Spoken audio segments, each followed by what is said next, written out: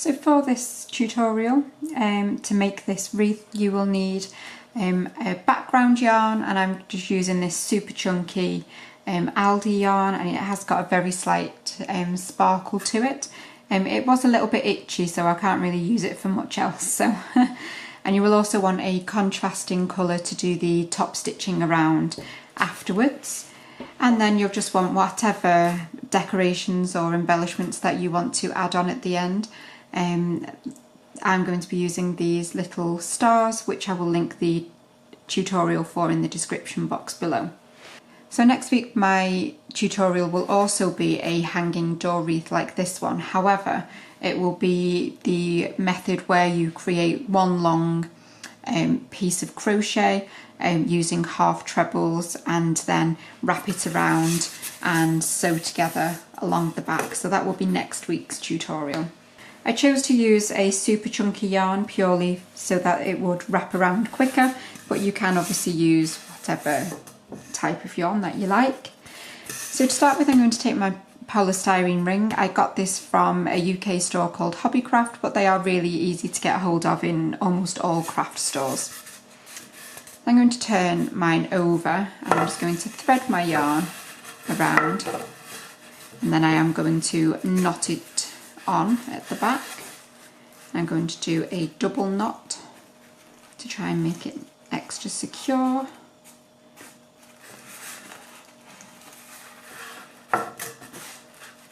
So that is my yarn knotted on now, and this is the time consuming bit, and it's awkward because you have to pass the yarn through the centre of the wreath all the time, but the finished effect is lovely.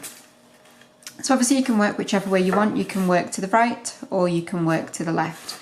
I'm going to work to the left, and so I'm going to lie my tail end down towards the left, and I'm going to wrap over the top of this as we go around. So you're literally going to hold your tail end down and then wrap your yarn around. And again, like I say, it's very annoying because you will have to pass your ball of yarn through the middle hundreds of times. And you want to make sure that you are always going in the direction that you want and working over the top of that tail as you go. And so you can start off doing it quite spaced out, as I have here, and then obviously push together and then move on to your next bit. So I'm just going to keep doing this all the way around, again making sure that I'm always going in the same direction so that my yarn looks neat when I turn it over, because if I'm crisscrossing around it won't look as neat at the end, whereas this will all look nice and uniform. Now obviously, because we are working around a ring, you won't be able to wrap continuously around and get a perfectly neat edge. You will get gaps in between your yarn as you go around, obviously because we are working in a circle, but don't worry about that. It's absolutely fine to have these gaps because we are going to do this wrap around at least 2 times, and so obviously the next time you will lie the yarn in the gaps from the previous row. So I've now done one complete round. I'm back to where I started from, and you can see I've got quite a few gaps around now. So I'm going to go around again doing the exact same thing and try and fill in all of these little gaps as I go. So I'm going to do round 2 now, and then I will meet you back once I've done that and see if we need to do another round. So I've just completed going round for the second time, and I'm really happy with the coverage that I've got now. I can't see the wreath underneath at all, so I'm going to stop here.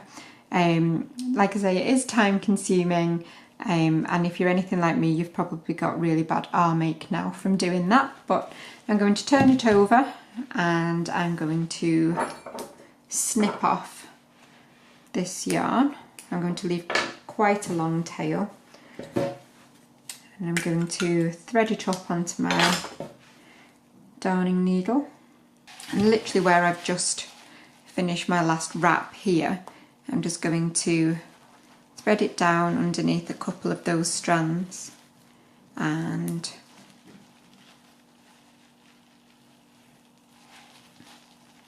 knot it through, and then I'm going to weave it in and out of a couple of those wrap arounds.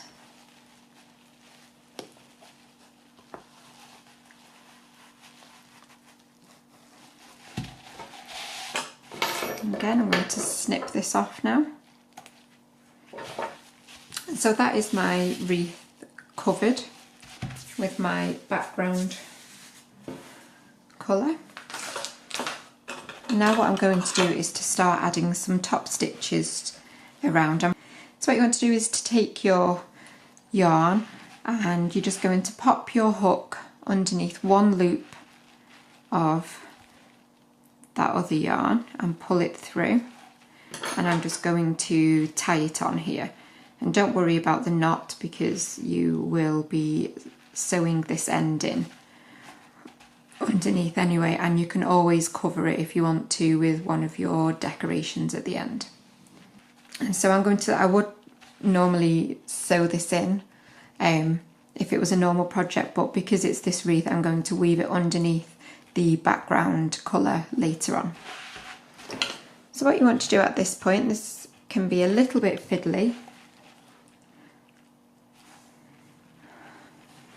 but you want to insert your hook underneath the next piece of yarn and grab this gold yarn and pull up, and again underneath the next one. It doesn't matter if you miss one out or whatever, it's fine, but I'm going to go underneath that next one, grab the yarn, pull up, and I'm going to slip stitch. And then again I'm going to go underneath the next bit of yarn, grab it through and slip stitch. And again under the next, grab the yarn and slip stitch. And under the next,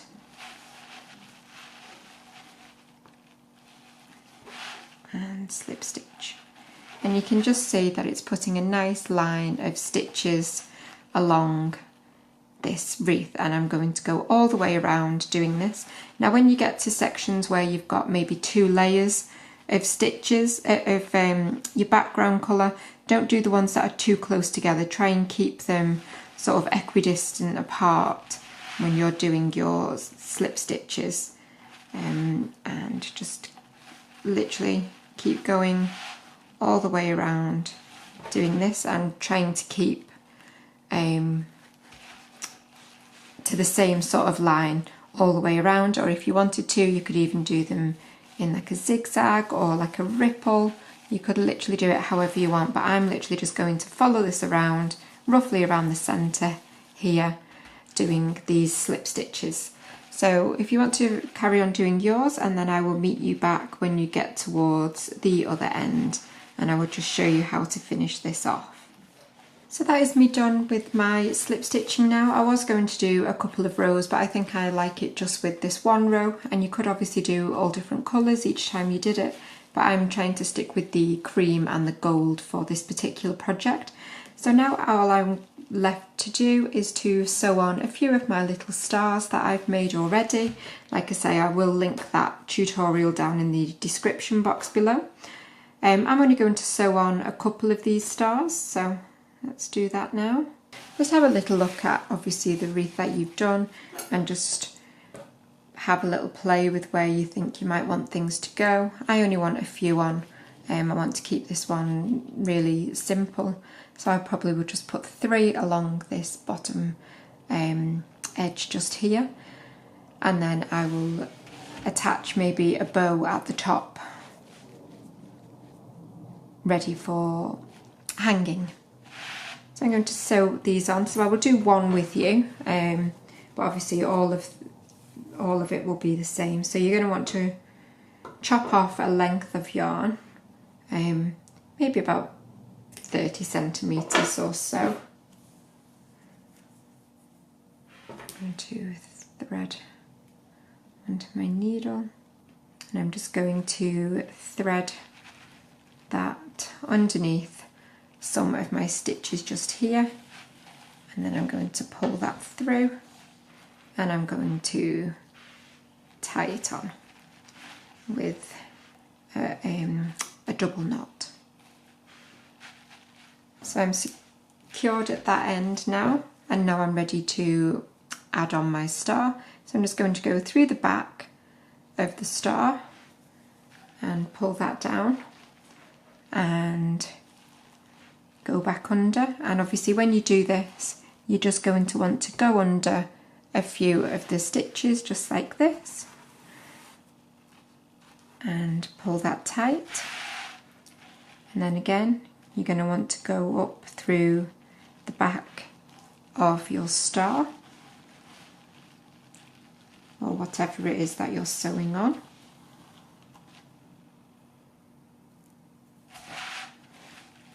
And again, back down through your star and underneath some stitches at the back here.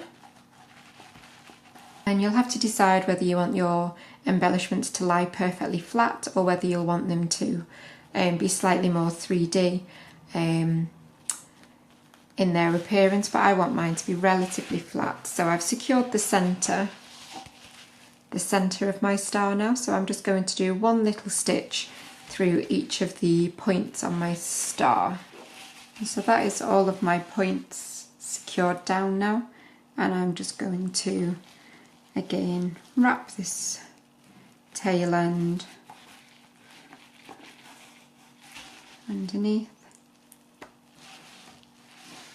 some of those stitches, and I'm going to work it towards the back of the wreath, and then get rid of this other tail end, and then those tail ends are ready to be snipped off. That's one, and that's two. So that is how you would secure something to it, or you could even just use a hot glue gun to do it. But that's one done. I'm going to do another one here and another one slightly more on the inside just here, and then that will be it for this section of my wreath. So I will join you again in just a minute. So I've finished placing on my little decorations that I wanted to have on there. So for creating something to hang it with, you can either use some ribbon and literally just tie it on and then tie it up to hang. I'm actually just going to do a chain using my original background colour. I'm going to do a chain, a length that I will be happy with. You can have it as long or as short as you like, obviously. And then I'm going to tie that around my wreath. So I will literally now, using this yarn, I'm going to create a chain. It can be any length, obviously. And I'll just stop there, and I'm just going to wrap this chain around my wreath and just see whether I'm happy with the length. Yep, I will be happy with that. So I'm going to snip off, leaving about a 15 centimetre tail. And then I'm just going to pull that through and pull on there just to tighten it up. And what I'm going to do now is get that in the middle of my end so that I can pull it up and that is tight. And then I'm going to knot them together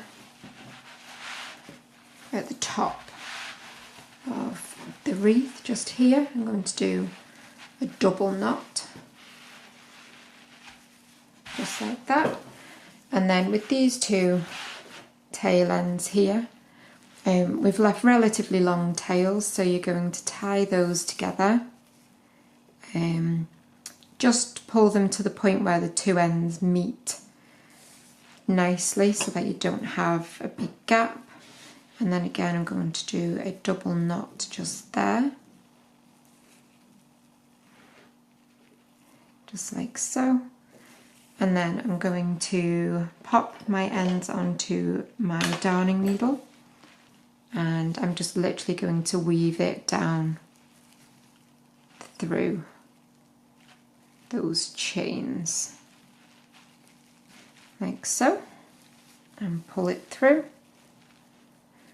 And then that is one that is good to be snipped off. And then you need to do the same with the other tail. So that now has created a nice sized loop to hang your project. If you didn't want to cut your tails and weave them in, you could just tie them obviously into a bow at the top. So on this top section here, I'm going to just make a very simple and quick bow using the gold yarn here. So I'm just going to make a chain. So 1, 2, 3, 4, 5, 6, 7. And I'm going to bring this back and see whether that's the sort of height that I would be happy with for my bow. Might go a little bit bigger.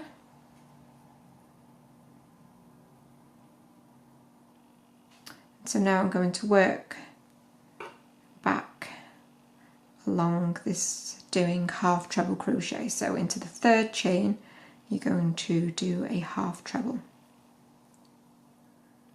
and into every chain along you would do a half treble crochet. Remember, that's half treble UK, half double if you're in the US.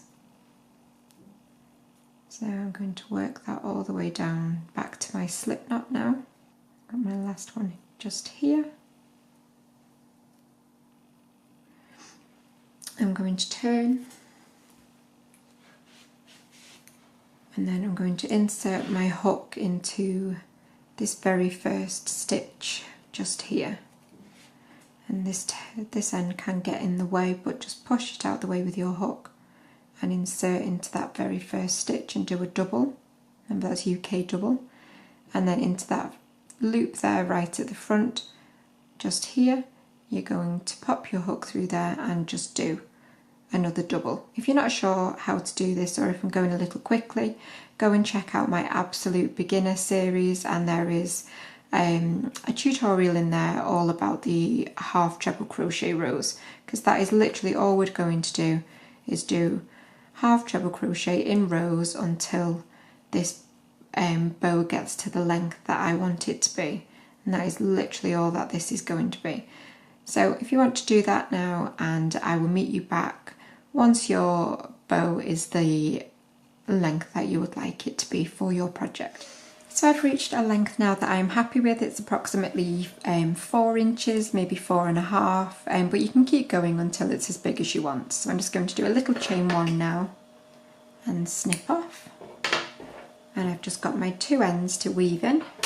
So I've weaved in my 2 ends, and now I'm going to take some more of this gold yarn, and you want to find the center point of your stitches. So my center point will be just here, and I'm just going to pop my hook in around one of those stitches, just like this, and I'm going to pull this new end of yarn through, and I'm going to knot on.